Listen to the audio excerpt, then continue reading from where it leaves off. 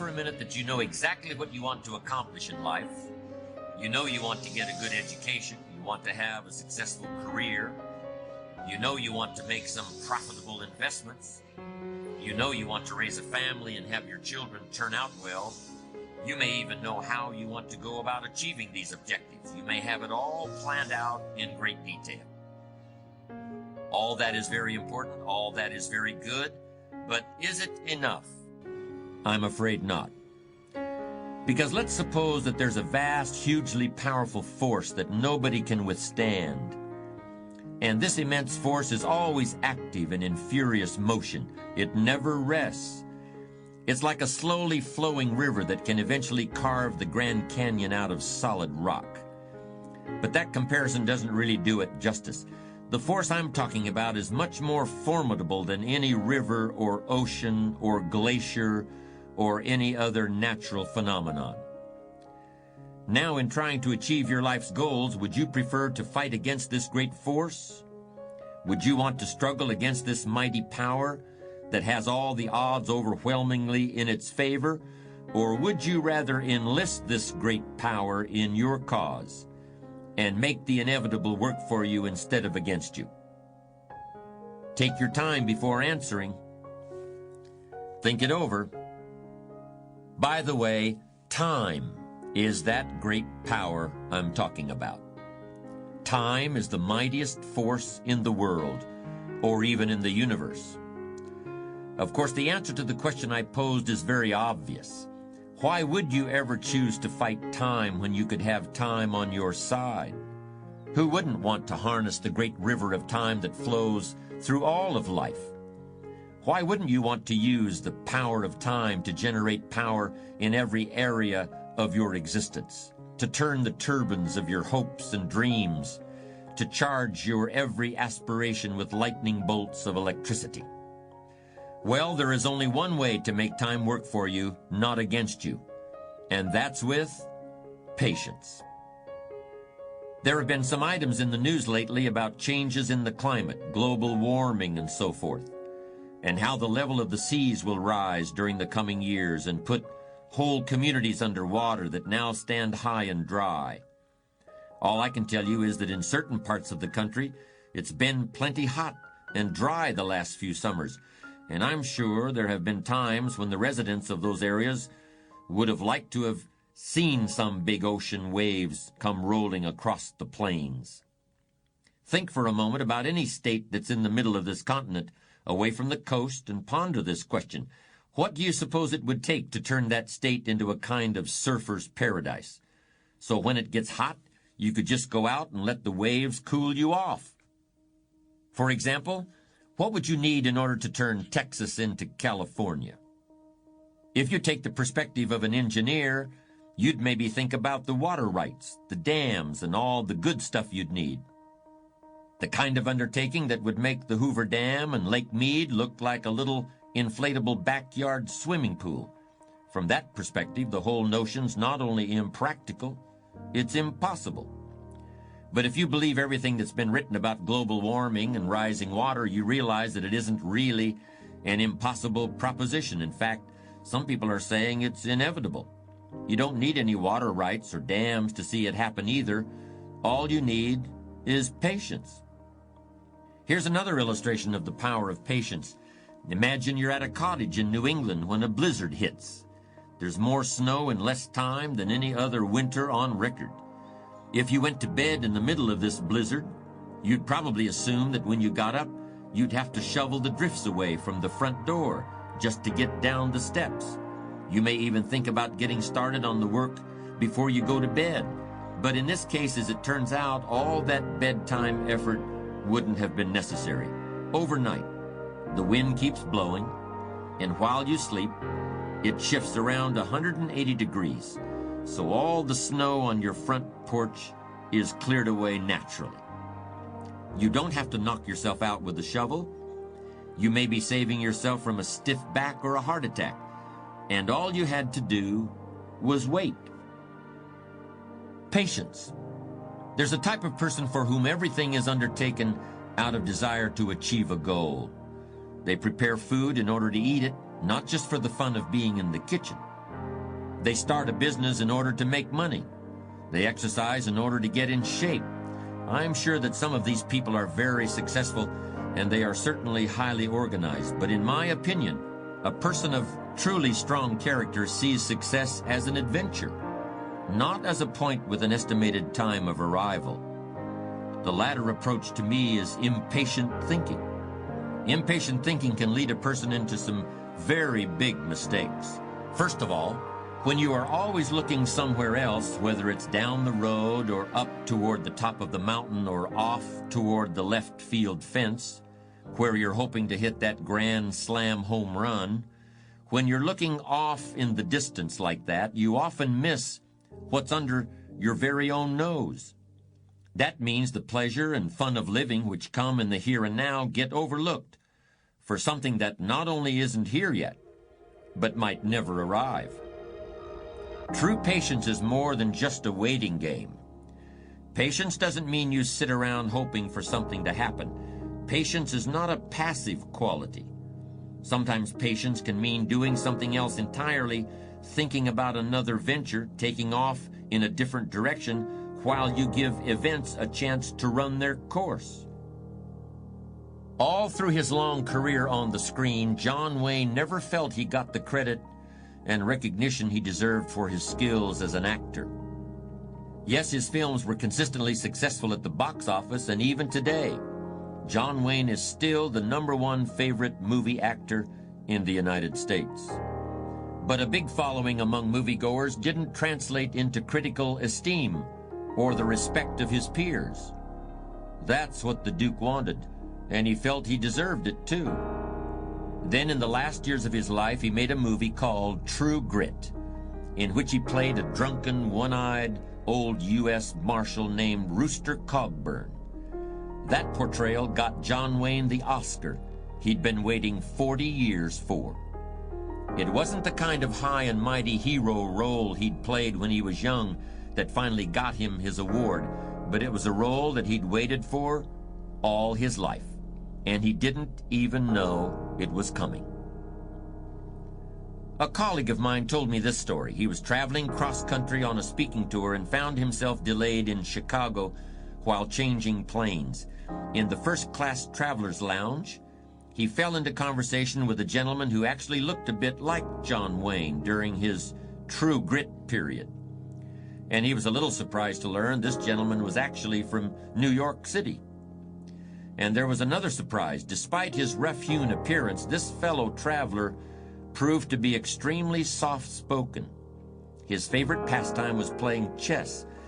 But as he talked about his experiences in the construction business in New York City, he also demonstrated that he carried a big stick.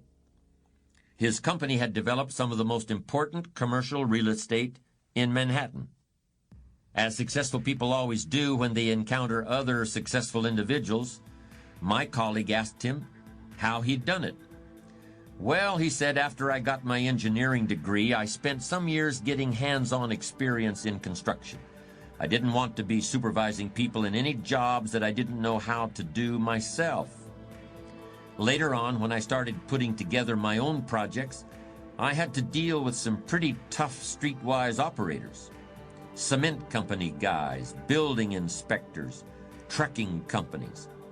But I never tried to pretend I was any kind of hard case myself. I used to tell them right up front, you play straight with me, and I'll play straight with you. I never tried to take advantage of anybody, but I never let anyone take advantage of me either. You see, I always was, and I still am, a great counter-puncher. Anybody who takes a shot at me in business had better make sure it's a good one, because I'm going to hit back hard. But it's like chess. You don't necessarily hit back right away. You have to be patient. You have to wait for the right moment. You have to let the other guy know, okay, you had your chance. Next time it's my turn. But you don't say that out loud. You don't say what you've got in mind, and you don't say when it might be coming. You just go on, polite and friendly as ever. You don't ever let on that you're waiting for an opening. But you rest assured that your chance will come. It's like any other investment. It takes patience. patience is the key. Needless to say, those several hours between flights were both informative and enjoyable for my colleague. And we can all learn from this story. Don't concentrate on things you can't influence, like when the planes are going to take off. Instead, focus on things you can control. And when you meet somebody you can learn from, then learn everything you can while you've got the chance. You never know when you're going to come across a book or an article that will provide a piece of information that can transform your life. One thing is for sure, however, and I've said this many times, the book you don't read isn't going to help. And it's the same with meeting people. You never know who is going to be able to teach you exactly what you need to know. Even if you don't need to know it now, you might need to know it at some point in the future.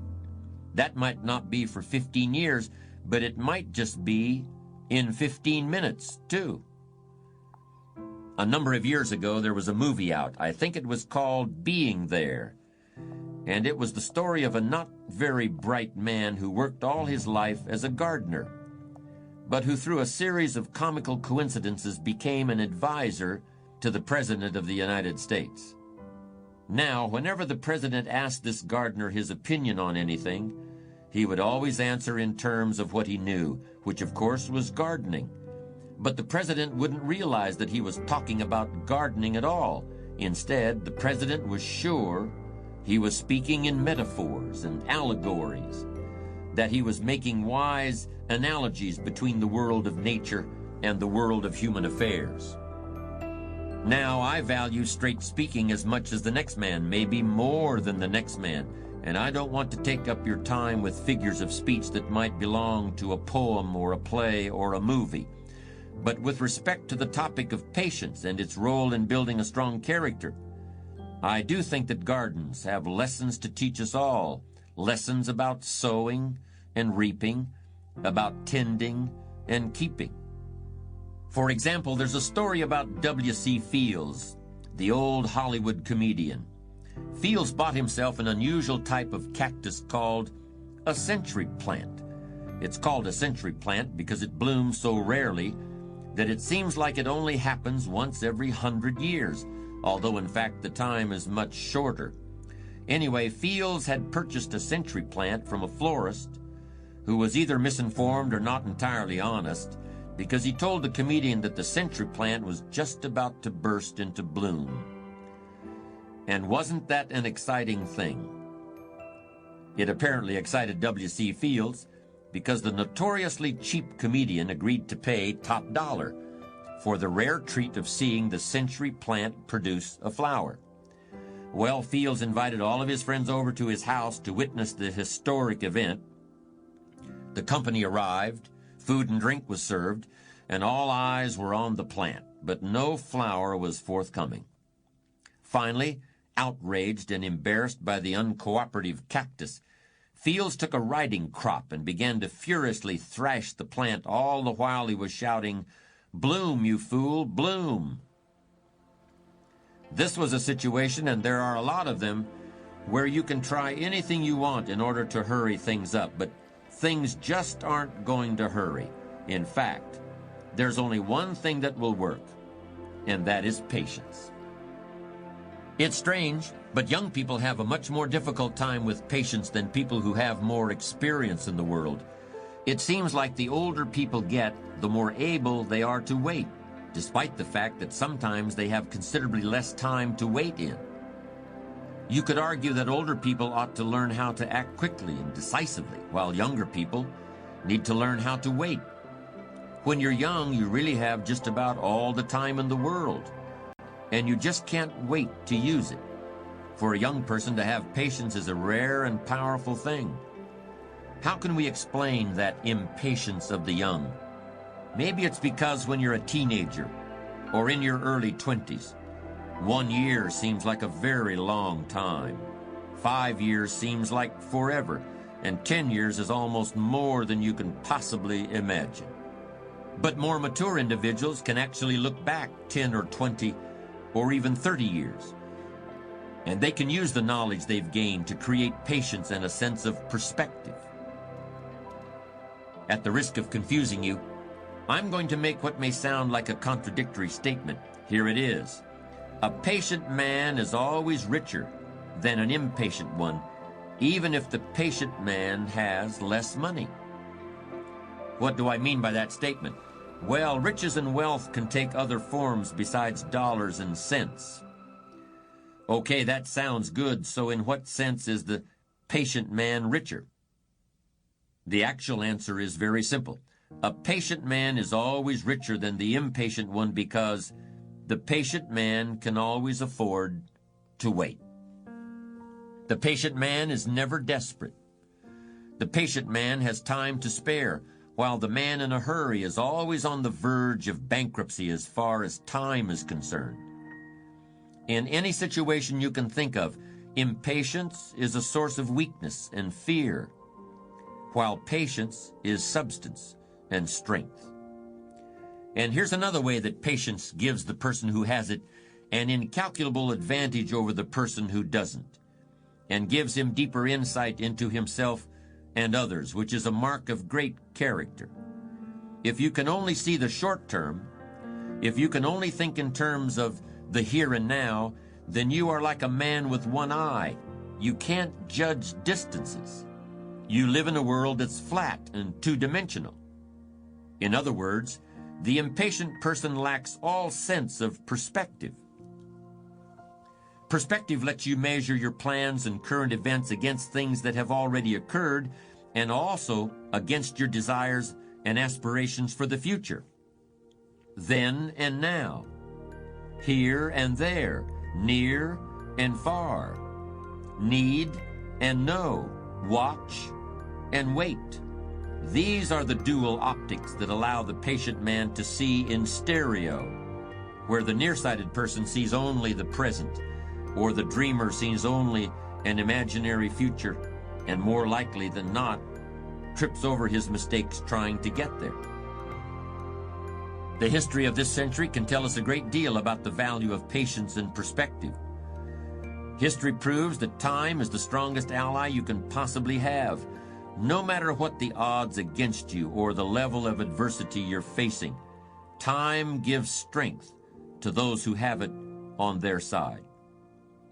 This truth was very convincingly demonstrated over the course of World War II. Germany had enormous successes in the early years of the war with the Blitzkrieg, the surprise lightning strike from the air and land without warning that was used first against Poland and later against the countries of Western Europe. Japan also used surprise attacks successfully and almost gained a decisive advantage with the treacherous bombing of the unsuspecting American fleet at Pearl Harbor. But the nations that were allied against Germany and Japan knew that time was on their side, and they were prepared to be patient. Although you won't find this discussed in many history books, one of the most important events of World War II actually took place right here in the United States a few months before the attack on Pearl Harbor.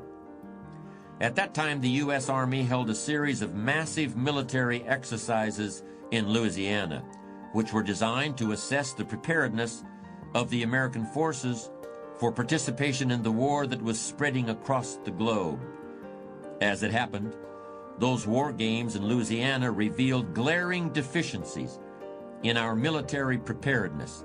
It quickly became obvious to our military commanders that if America was soon drawn into the war, as many believed it would be, there would have to be a long period of rebuilding and modernization, and this would have to take place at the same time as American forces would be fighting all over the world with inferior and outdated equipment. And that is exactly what happened. It took almost 3 years of patience and hard work and sacrifice before the U.S. war machine was brought up to modern standards. But President Franklin Roosevelt and generals such as Eisenhower and MacArthur knew that the wait would be well worthwhile, and that once the modernization was completed, victory would be assured. On the other side of the Atlantic, it was much the same story. Winston Churchill knew that England would have to endure months and years of bombing and threats of invasion. But he also knew that time was on his side. With great patience and courage, the British people waited out the bombing raids by planes and rockets. At last the tide began to turn, and the world realized that patience and endurance was going to defeat the most devastating attacks that had ever been seen up to that time. In Russia, too, the city of Leningrad was under siege for more than a year. But the Russians knew the value of patience perhaps better than anyone else. More than a century earlier, after all, they had let their bitter climate and the sheer size of their land defeat the French armies under Napoleon. And the same natural forces eventually prevailed against the new invader. It was patient countries, the United States, England, and Russia, who won the Second World War against enemies who banked on surprise and the hope of a quick victory. There's no area of human activity that requires more patience than raising children. If you haven't got patience when you start out in this, you're going to have to learn it one way or the other. A baby is born after 9 months. If the future mother is tired of pregnancy before the time has expired, well, that's too bad, because there's still 2 months to go, whether she likes it or not. And when the child does arrive, he or she grows and develops at a pace that's quite beyond the parent's control. Parents who try to force a child's development are asking for trouble. And this is one point on which psychology and common sense are in complete agreement. We've all heard of parents who think they can create another Einstein by giving their 2-year-old a book on astrophysics, or that if a child is made to play the piano for an hour a day, it will bring about the second coming of Mozart. None of this works, of course, and it also ignores the fact that all real prodigies developed completely according to their own timetables. And even then, the result was usually not exactly what one might have hoped for. Mozart, for example, had a very difficult later life, and he died young, in part because he grew up so much sooner than other children. He never really had a childhood, and at 30 he was already an old man. Anyway, it doesn't take textbooks on physics or hours of music or any other kind of force to teach something effectively to children. It just takes one thing. It takes patience. It may seem like a callous comparison, but there's a sense in which raising children is like any other investment. So much depends on when you need to cash in your chips. If you're in a hurry, if you need to see results tomorrow, you're putting a lot of pressure on everybody, and there's likely to be a great deal of disappointment. But if you can afford to wait, you can ride out the hard times and eventually realize a profit. The odd thing is, sometimes waiting for years is easier than it is to wait for a few days or even a few minutes. None of us felt too strained because we had to wait 12 years to go through grammar school, middle school, and high school before getting out, or at least the first 11 and a half years didn't strain my patience. But ask me to wait 45 minutes for a plane flight, or 20 minutes in the waiting room of a dentist's office, and if you catch me on the wrong day, it's almost more than I can handle. We all find ways to wait for the next paycheck, but how many can wait patiently in a checkout line in a crowded supermarket? How many people can stand and wait quietly for an overdue train on a railroad platform? It's as though there are two kinds of patience. The kind that sets you up for the long term and gives you the promise of a better and richer day after tomorrow. Then there's the other kind, the sort of patience that helps you remain sane and sociable while you're waiting in line or watching the clock or waiting for a pot of water to boil. These kinds of patience, so different and yet so much the same, meld into your character and have a fundamental effect on your physical constitution.